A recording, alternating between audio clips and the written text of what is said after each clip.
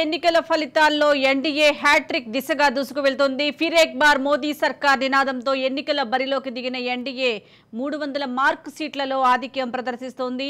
గుజరాత్, మధ్యప్రదేశ్, కర్ణాటక, ఢిల్లీ, రాజస్థాన్ రాష్ట్రాల్లో దాదాపు clean sweep దిశగా సాగుతోంది. యూపీ, మహారాష్ట్ర, వెస్ట్ బెంగాల్ లాంటి పెద్ద రాష్ట్రాలను నెక్ టు నెక్ ఫైట్ నడుస్తోంది. దేశంలోనే అత్యధిక లోక్సభ స్థానాలు ఉన్న ఉత్తరప్రదేశ్ రాష్ట్రంలో కూడా ఇండియా కూటమి హవా కొనసాగుతోంది. అక్కడ 80 స్థానాల్లో మెజారిటీ స్థానాలను కూటమి కైవసం చేసుకోబోతోంది. ఇప్పటికే 40కి పైగా స్థానాల్లో ఇండియా కూటమి ఆధిక్యం కనబరుస్తుండగా ఇక బీజేపీ 36 స్థానాల్లో మాత్రమే లీడింగ్లో ఉంది. గత ఎన్నికల్లో 62 స్థానాలు ఈ రాష్ట్రంలోనే గెలిచిన బీజేపీకి ఈసారి ఎదురుగా లభిస్తోంది.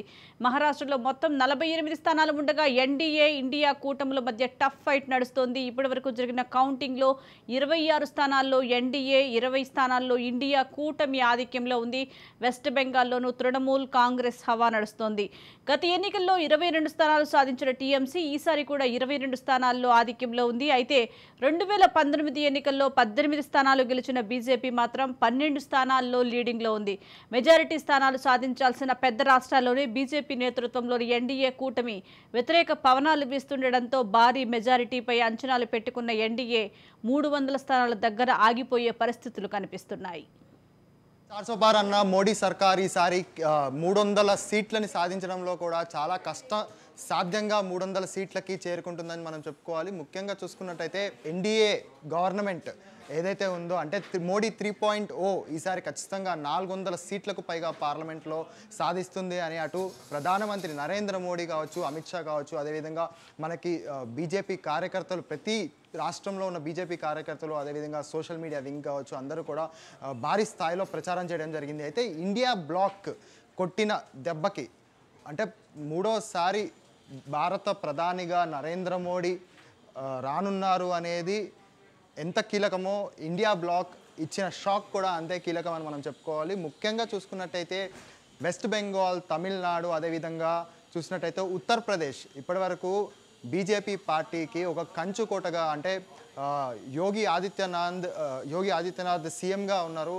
అలాంటి ఒక రాష్ట్రంలో అదేవిధంగా అయోధ్య ఫ్యాక్టర్ కావచ్చు, అదేవిధంగా వారణాసి ఫ్యాక్టర్ కావచ్చు, ఇవన్నీ కూడా ఏవి కూడా బీజేపీకి ప్రోగా కలిసి రాలేదని మనం తెలుసుకోవచ్చు. ఎందుకంటే ముఖ్యంగా మనం స్టాట్స్ చూసినట్టయితే 2019 ఎలక్షన్స్లో 303 సీట్స్ గెలుచుకున్న బీజేపీ ఈసారి కేవలం దానికన్నా ఓటింగ్ షేర్ని తగ్గించుకుందని చెప్పుకోవాలి. అదేవిధంగా కాంగ్రెస్ పార్టీ ఎలోన్గా అంటే ఇండియా కూటమి కాకుండా కాంగ్రెస్ పార్టీ ఎలోన్గానే దగ్గర 50 నుంచి 60 సీట్లకు పైగా తన ఓట్ షేర్ని పెంచుకుందని కూడా మనం తెలుసుకోవచ్చు. సో ముఖ్యంగా చూసుకున్నట్టయితే నేషనల్ కాంగ్రెస్ ఏదైతే ఉందో ఇండియన్ నేషనల్ కాంగ్రెస్కి దేశవ్యాప్తంగా అంటే రాహుల్ గాంధీ మీద పప్పు అంటూ అనేక మార్లు బీజేపీ నాయకులందరూ కూడా విమర్శలు చేసినప్పటికీ ఆ విమర్శలు ఏవి కూడా వీళ్ళకి కూటమిని డిస్టర్బ్ చేయలేదని మనం ముఖ్యంగా తెలుసుకోవచ్చు.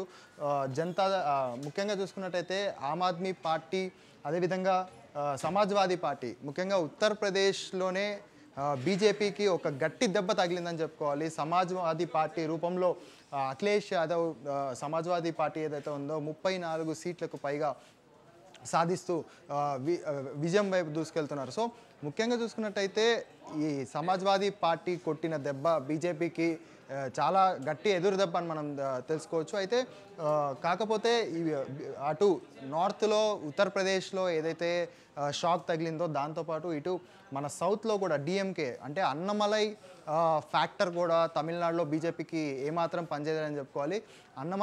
అన్నమలై ఫ్యాక్టర్ ఏది కూడా అంటే ముఖ్యంగా చూసుకున్నట్టయితే తమిళనాడు స్టేట్లో బీజేపీ కంబ్యాక్ ఇస్తుంది అంటే బీజేపీ ఒక స్ట్రాంగ్ పార్టీగా తమిళనాడులో ఎదుగుతుంది అని అందరూ భావించారు అన్నమలై లీడర్షిప్లో. కాకపోతే అన్నమలై కూడా విజయం సాధించకపోవడం పూర్తిగా ఇండియా కూటమికి డిఎంకేకి అక్కడ ఓట్ షేర్ అంతా పడడంతో తమిళనాడులో కూడా బీజేపీకి డిసప్పాయింట్మెంట్ తప్పలేదని చెప్పుకోవాలి. కేరళ, తమిళనాడు, వెస్ట్ బెంగాల్, మహారాష్ట్ర, ఉత్తరప్రదేశ్ ఈ అన్ని రాష్ట్రాల్లో కూడా ఎన్డీఏ కూటమి ఏదైతే ఉందో ఆ కూటమికి చాలా వరకు ఎదురుదెబ్బ తగిలింది. సో దీనివల్ల 400 సీట్ల గురించి పక్కన పెడితే 300 సీట్లకి పై చిలుకు కూడా రావడం కష్టమే అన్న తరుణంలో ఇప్పుడు నెక్స్ట్ స్టెప్ ఏ విధంగా ఉండబోతుందని అయితే మనం తెలుసుకోవచ్చు. అయితే ముఖ్యంగా చూసుకున్నట్టయితే మహారాష్ట్రకు వస్తే శివసేన పార్టీ అదేవిధంగా ఎన్సీపీకి కూడా 0.26% ఓట్ షేర్ మాత్రమే లభించింది.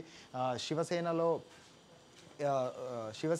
2 భాగాలుగా విడిపోయిన తర్వాత ఆ 2 పార్టీలకు కూడా ఈక్వల్ ఓట్ షేర్ లభించడం కూడా ఇటు బీజేపీకి కాస్త ప్రతికూల అంశంగా మారిందని చెప్పుకోవాలి. సో ఓవరాల్గా చూసుకున్నట్టయితే 2024 ఎన్నికలు బీజేపీ సర్కార్కి అదేవిధంగా నరేంద్ర మోడీ, అమిత్ షా వీళ్ళందరికీ కూడా కొన్ని చిన్న చిన్న లెసన్స్ అయితే నేర్పించాయని మనం చెప్పుకోవచ్చు. ఎందుకంటే 2014లో 2019లో నమో ఫ్యాక్టర్, మోడీ ఫ్యాక్టర్ ఏదైతే ఉందో పూర్తిగా భారతదేశంని ఒక వేవ్ తీసుకొచ్చిందని చెప్పుకోవాలి. యూపీఏ పేరుతో ఉన్నటువంటి కాంగ్రెస్ పార్టీ కూటమిని పూర్తి మెజారిటీతో ఓడించి అధికారంలోకి వచ్చారు. కాకపోతే ఈసారి మాత్రం అధికారం దక్కుతున్నప్పటికీ ఆ మెజారిటీ విషయంలో మాత్రం తడబడుతున్నారు. సో ఈ ఫ్యాక్టర్ వీళ్ళకి 2029 ఎన్నికలకి ముందుగానే ప్రిపేర్ అవ్వడానికి ఒక మంచి ఒక కీ ఫ్యాక్టర్గా మారుతుందని మాత్రం మనం చెప్పుకోవచ్చు.